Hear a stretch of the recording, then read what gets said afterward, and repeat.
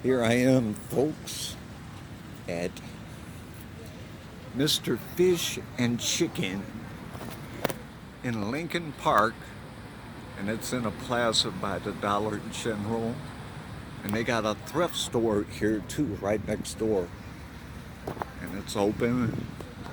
They accept EBT and bridge cards.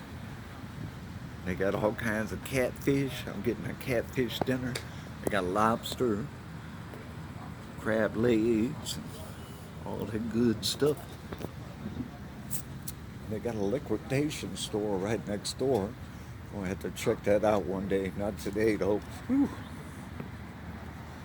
Tired today.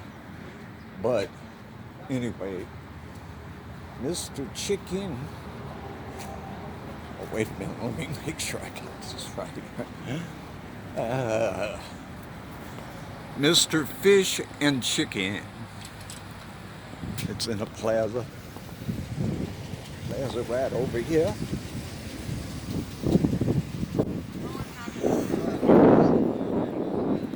Not too far from the Detroit border.